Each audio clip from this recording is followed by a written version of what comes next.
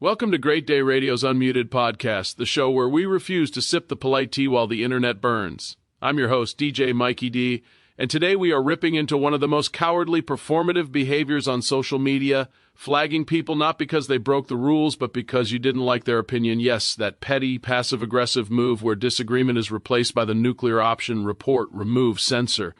So, what brought this conversation on, you might ask? Today, I learned that Great Day Radio's Meta account was flagged and possibly banned because a person, I will just call her Karen, chimed in a friendly banter between two friends and disliked our conversation on the subject of dating and modern-day women and its challenges. So, that is the version how this topic is now a discussion. Here is my answer to Karen. If you don't agree, don't engage. But for the love of discourse, don't weaponize the flag button like it's a shortcut to changing reality. Let's be blunt. The flag button used to be for hate speech, threats, doxing, real violations. Now, it's become a blunt instrument in the ideological civil war. Someone posts an unpopular take. Maybe it's clumsy, maybe it's wrong, maybe it's just inconvenient. And instead of arguing, debating, or even ignoring it, a swarm of people mobilizes to report. The goal isn't correction or conversation, the goal is silence. In Karen's silent voice, I was just told, "Quiet little piggy." I guess that is going to be a new trend now when someone speaks their mind. To me, that's not accountability, that's censorship by proxy. It's mob-sourced moderation, it's outsourcing your discomfort to a corporation's content team and hoping they'll erase someone you don't like. Slick, easy, lazy, and fundamentally anti-democratic. Now let's talk about the big confusing mess, freedom of speech. In many countries, the First Amendment protects people from government censorship. It doesn't say private companies can't moderate, that's true, but that legal nuance doesn't absolve platforms of ethical responsibility.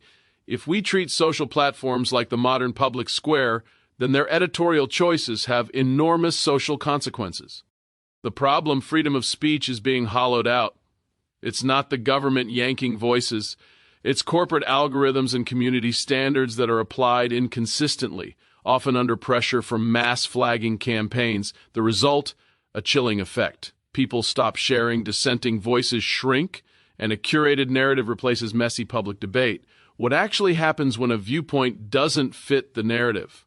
First, an account gets flagged.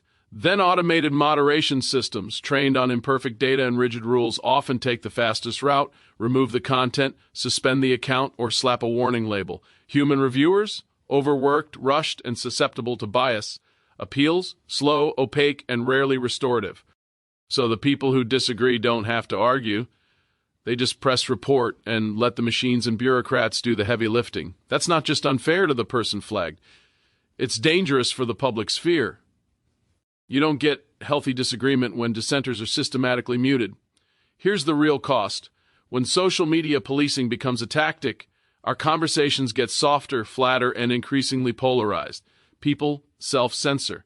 Nuance dies. Outrage becomes the currency. If you want real progress, you need messy debate, not curated consensus enforced by algorithmic crackdown. The exchange of ideas requires tolerance for mistakes, for provocation, and yes, for things we find offensive. Offensive is not automatically illegal or morally bankrupt. We need to learn to separate true harm from discomfort. Look, I'm not advocating for unregulated chaos. Platforms should remove genuine threats, harassment, and doxing. But the line between harm and opinion is being blurred, intentionally sometimes, carelessly often. So here's what platforms, users, and communities should do. Platforms: prioritize transparent appeals, human-reviewed context, and proportional responses. Don't let mass flags be a shortcut to permanent bans. Publish clear data on moderation decisions. Users: debate, block, mute. Use the platform's tools to curate your experience. Don't weaponize moderation to silence views you dislike. Communities: build norms that value evidence and reason over outrage. Push back against brigading and incentivize thoughtful disagreement. Okay, here is my closing rant. Own your part. If you're someone who flags content simply because it grates against your worldview, do yourself a favor, sit with the discomfort for 5 minutes. If the post truly violates laws or safety, flag it. If it's a bad take, respond to it, counter it, expose it to sunlight. Silence is the easy route. Courage is harder. Courage is arguing the point and doing the work to change minds. Freedom of speech isn't a shield for hate, nor is it a license to bully. But it's also not a fragile ornament that gets snuffed the moment someone disagrees. If we want honest public discourse, we need platforms that respect nuance, users who tolerate debate, and a culture that prefers persuasion to eradication.